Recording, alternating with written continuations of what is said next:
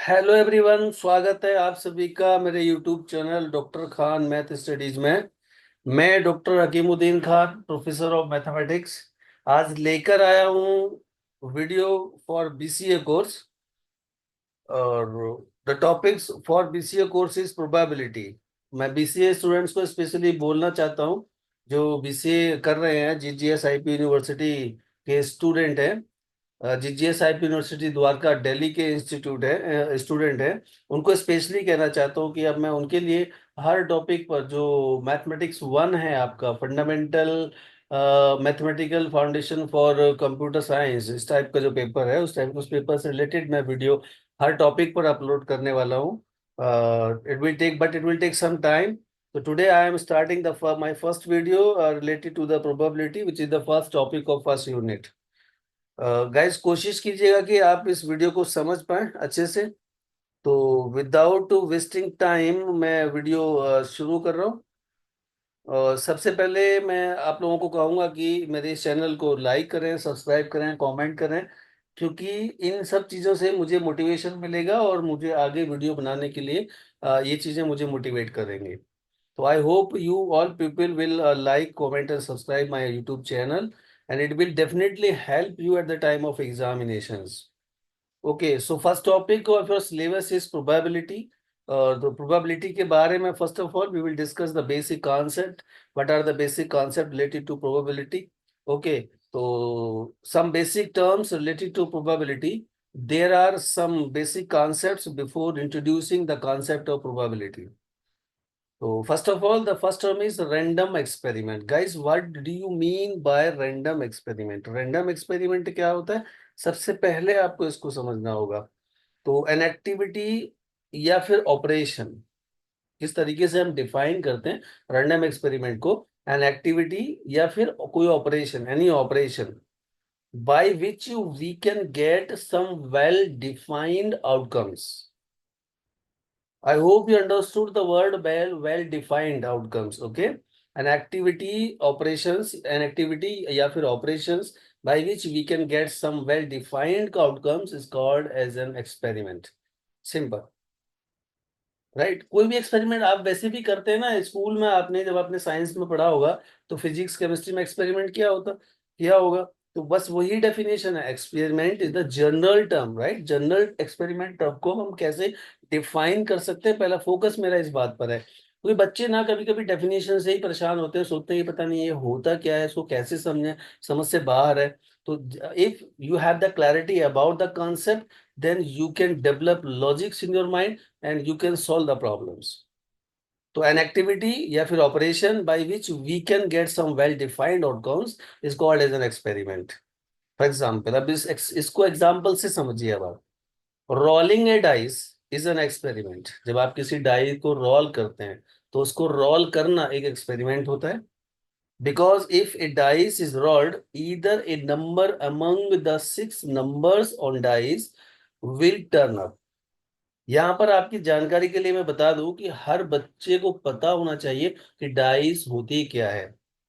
आपको पता है ना, डाइस पर 6 फेसेस होते हैं, हर फेस पर एक नंबर लिखा होता है, और नंबर वो करते हैं 1 to 6। हर फेस पर एक नंबर होगा, एक फेस पर एक होगा, दूसरे फेस पर दो होगा, तीसरे फेस पर तीन होगा, चौथे फेस पर चार होगा, पांचवें फेस पर पांच होगा, छठे फेस पर छह होगा। तो numbers ragging between 1 to 6, numbers ranking between 1 to 6 in every phases of die. Okay, so because if a die is rolled, either a number among the 6 numbers on dice will turn up. On the other hand, if we toss a coin, अगर एक coin को भी toss किया जाता है, ये general example है coin toss करने का। प्रोबेबिलिटी का कॉन्सेप्ट बिना टॉसिंग ऑफ कॉइन और रोलिंग ऑफ डाई के तो स्टार्ट हो ही नहीं सकता भाई। ओके, तो when if we toss a coin, then either head or tail will turn up। और ऑब्वियसली सिंपल सी बात है, जब हम किसी भी कॉइन को टॉस करते हैं तो या तो हेड आएगा या फिर टेल आएगा, इन दोनों में से कोई एक चीज आएगी। ये सब मेरा ख्याल है कि ये सब चीजें आप अच्छे से जानते हैं, और अगर नहीं जानते तो आपको पता होना चाहिए, ये प्रोबेबिलिटी का बेस होता है। Okay, so now we have two possible outcomes in our second example. Obviously, अब second example हमने क्या लिया, हमने कॉइन को टॉस किया. कॉइन को जब हम टॉस करते हैं तो या तो हेड हेड आएगा या फिर टेल आएगा. तो इट मीन्स ये भी एक एक्सपेरिमेंट है. ये क्या है, एक एक्सपेरिमेंट है. Now we have two possible outcomes in our second example. Similarly, drawing a ball from a bag. अब एक बैग से कोई बॉल या तो गिरती है या गिराई जाती है. In that case, or noting the quality of a bulb. किसी बल्ब की क्वालिटी नोट करना, whether defective or non-defective, are some experiments. तो guys, these are the some basic examples related to experiments. कि experiment basically क्या होता है. Everybody have to knowledge about that.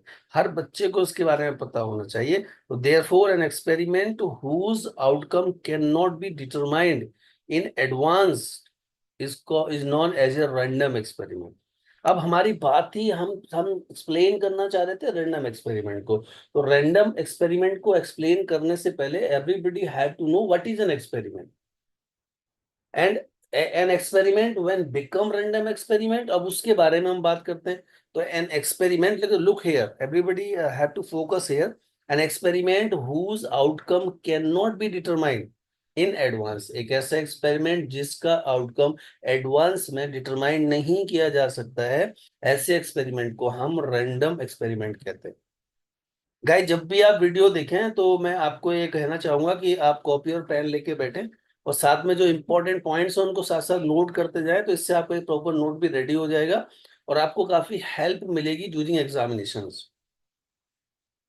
Okay, some examples of a random experiment are tossing a coin, throwing a dice and aiming a target. किसी target को aim करना, ये भी क्या होता है, एक रैंडम एक्सपेरिमेंट का ही पार्ट होता है. नेक्स्ट बेसिक टर्म आपका होता है सैंपल स्पेस. राइट, तो सैंपल स्पेस बेसिकली क्या होता है.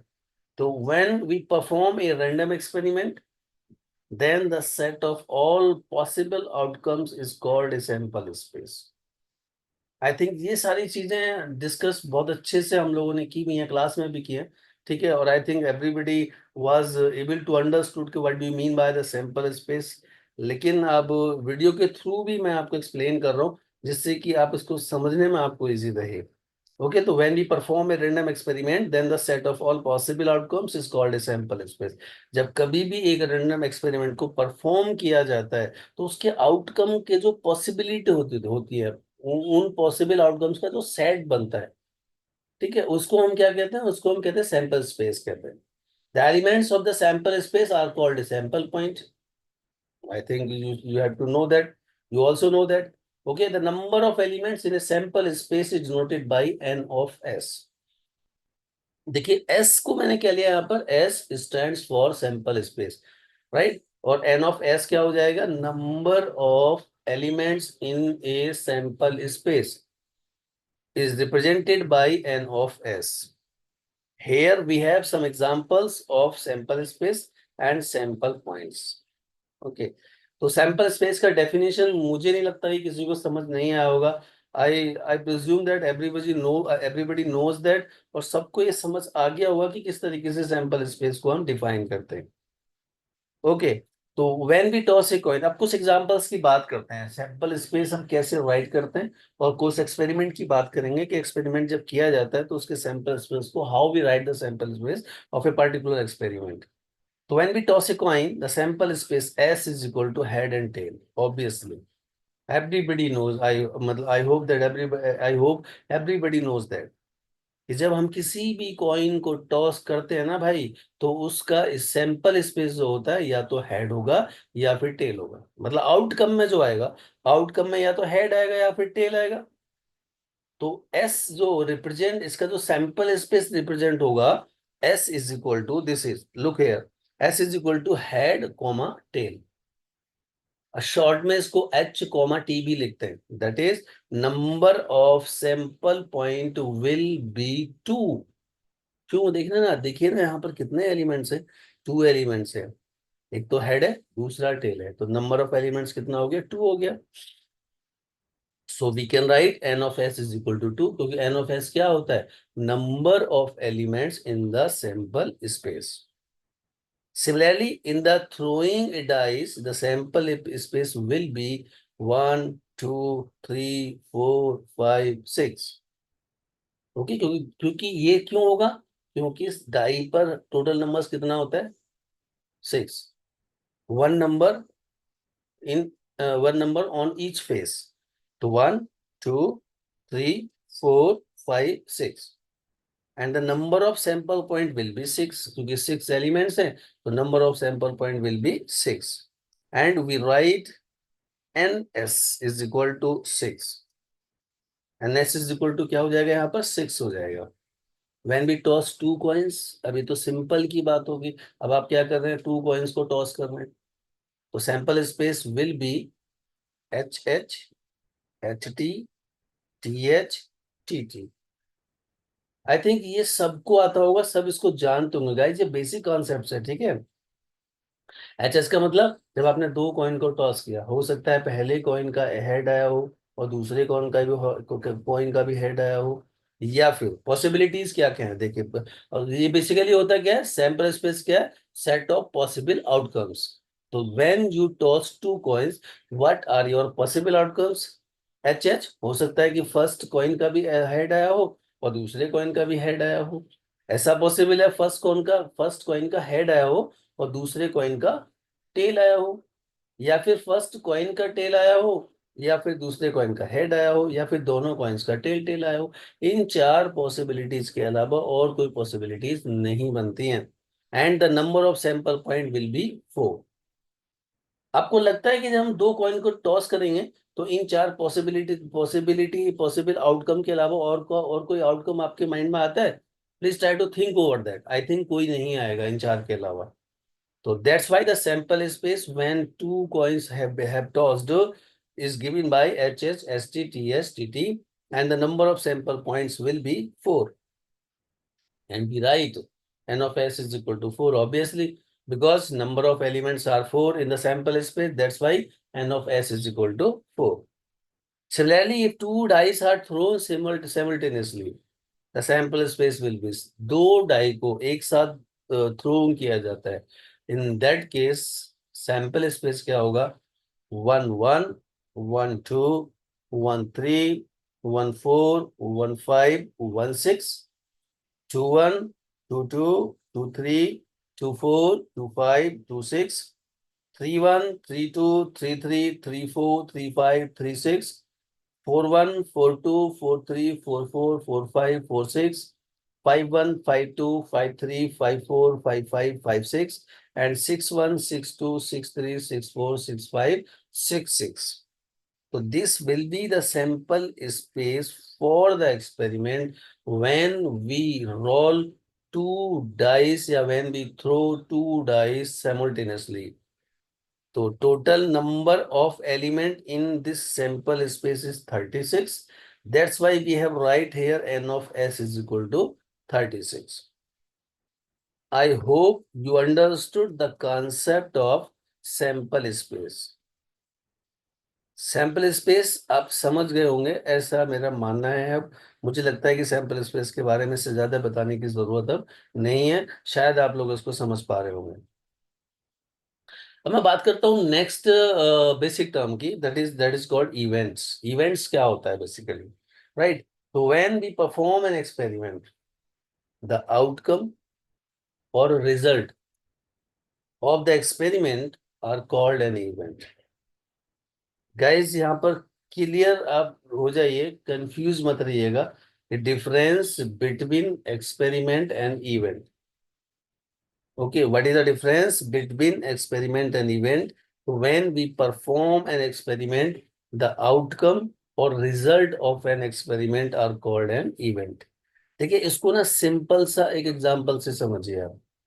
If you toss a coin, अगर आप किसी कॉइन को टॉस करते हैं, तो tossing a coin is an event, but getting a head और getting a tail, sorry, tossing a coin is an experiment, but getting a tail or getting a head is an event.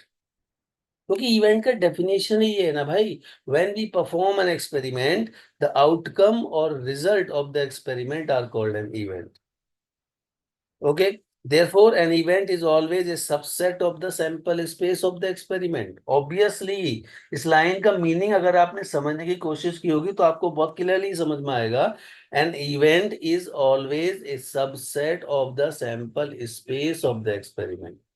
Experiment का जो sample space होगा, event हमेशा उस sample space का subset होगा. आई think everybody is aware with the concept of subset. अगर subset के बारे में आपको नहीं पता है तो थोड़ा सेट थ्योरी हल्का से देख लीजिएगा, या हल्का से मैं भी यहाँ पर सबसेट का डेफिनेशन आपको दे देता हूँ. तो सबसेट बेसिकली क्या होता है? Let A and B are two non empty sets. The set A is said to be the subset of the set B if all the elements of set A lies in set B. अगर set ए के सारे element set B के अंदर लाई करते हैं तो हम कहते हैं set A is the subset of the set B. Okay, subset आप समझते हैं तो इस लाइन को समझने में आपको बिल्कुल देर नहीं लगेगी. Therefore an event is always a subset of the sample space of the experiment. For example, अब इसको ना कोशिश कीजिए, एक एग्जाम्पल से समझने की कोशिश कीजिए आप. The sample space is rolling a die. The sample space in rolling a die is the subset A 1 3 5 is an event. Okay, that an odd number occurs or in sample space in tossing two coins, the subset A is equal to TH. HTTT is also an event that at least one tail occurs. At least one tail occurs. तो कुछ simple समझना है आपको. When you are rolling a die, okay, तो sample space क्या होगा? 1 2 1 2 3 4 5 6. But when you're rolling a die, getting an odd number, so you have to get 1 3 5. So getting an odd number is an event when you're rolling a die. So when you're rolling a die is an experiment, and getting an even number, getting an odd number is an event. या फिर getting a number, a particular number is an event. Similarly, when you toss a coin, when you toss a coin, so tossing a coin is an experiment. Getting a head or tail is an event. So obviously, getting a head or a tail will be the subset of the sample space when we toss a coin. Okay, so sample space in tossing two coins, the subset A is equal to TH, HT, TT is also an event that at least one of tail occurs. Similarly, the subset A, HHH for sample space for tossing three coins is the event getting exactly three heads. Generally, an event is denoted by capital E and the number of elements in an event is denoted by N of E. तो guys यहाँ पर N of S क्या होता है? Number of element in sample space. N of E basically क्या होता है? Number of element in any event, और E stands for event. Guys these are the basic concept ना. जब बेसिक्स आप समझेंगे उसके बाद ही आप प्रैक्टिकल प्रॉब्लम्स या न्यूमेरिकल प्रॉब्लम्स को सॉल्व कर पाएंगे.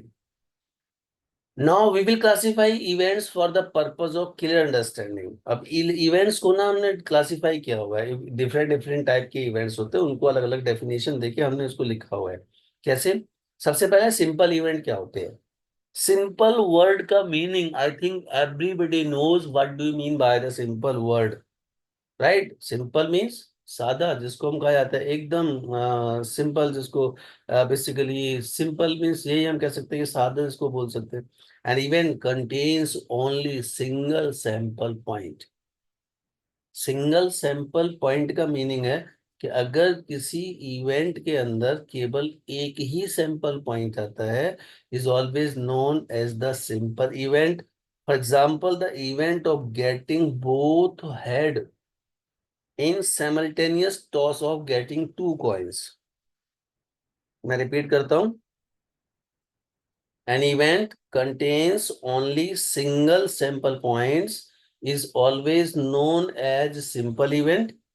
For example, the event of getting both head HH in simultaneous toss of getting two coins in a simple event is a simple event where S is equal to HH, HT, TS, TT, and the 6 events in S of the rolling a dice are 1, 2, 3, 4, 5, 6 simple events. क्योंकि इन सब में क्या है, एक single sample point है। तो simple event का मतलब समझ गए आप। सिंपल इवेंट सिंपल है, सिंपल इवेंट के अंदर अगर सैंपल पॉइंट में एक ही एलिमेंट आता है तो हम कहते हैं ये इवेंट क्या है, सिंपल इवेंट है। श्योर इवेंट क्या होती है? श्योर मीन्स तो आप समझते हैं ना, right? Foolproof. An event which is sure to occur, an event which is sure to occur is called a sure event. For example, in tossing a coin, getting a head or tail is a sure event. Now, what is impossible event? The event do not have a single sample point.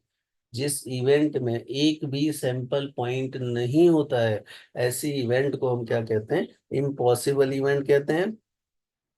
in a sample point in the sample space is impossible event।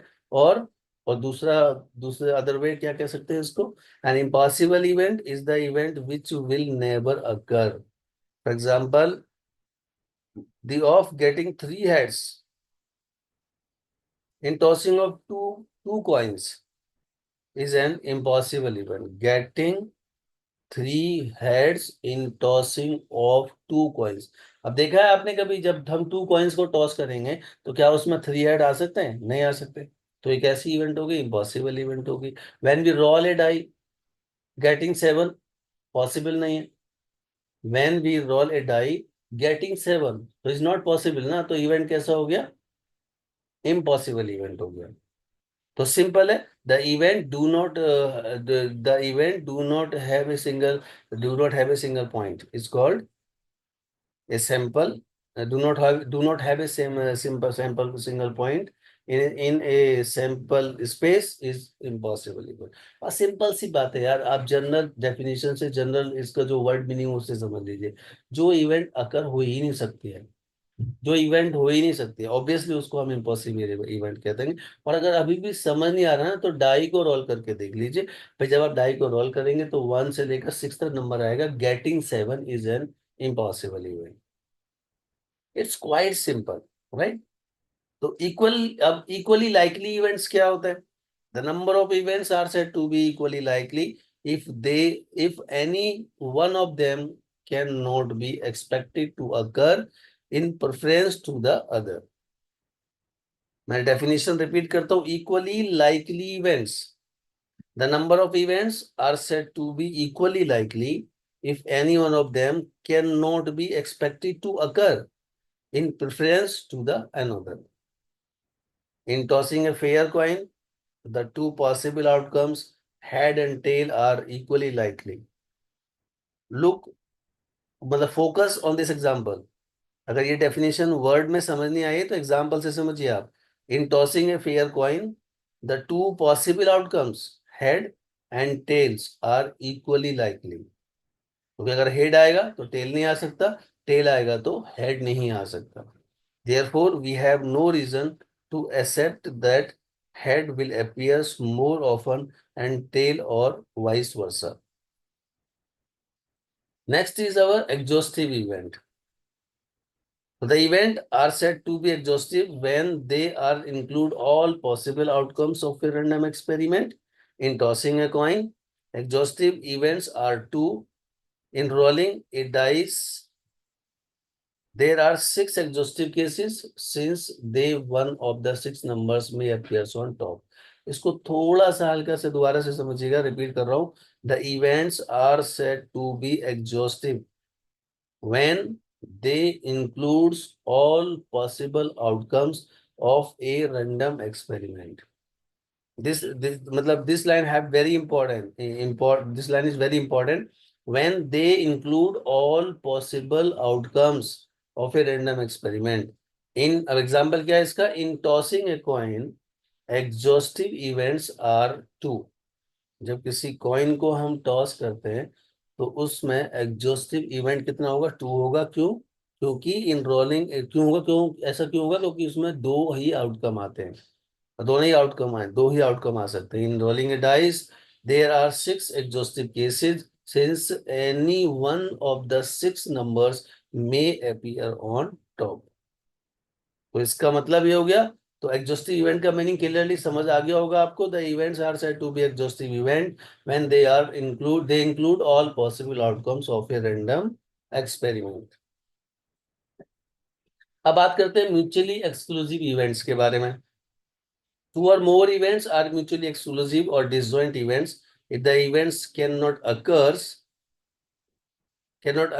simultaneously. In other words, occurrence of one of the event prevent the occurrence of the other event.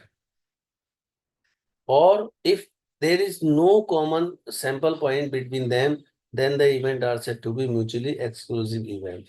Guys, mutually exclusive events are very very important. इसको मैं थोड़ा सा elaborate करके समझाना चाहूंगा आपको। अगर एक इवेंट दूसरे इवेंट को की अकरेंस को रोकती है, राइट, एक इवेंट दूसरे इवेंट की अकरेंस को रोकती है, तो हम कहते हैं कि दोनों इवेंट एक दूसरे के म्यूचुअली एक्सक्लूसिव इवेंट्स हैं।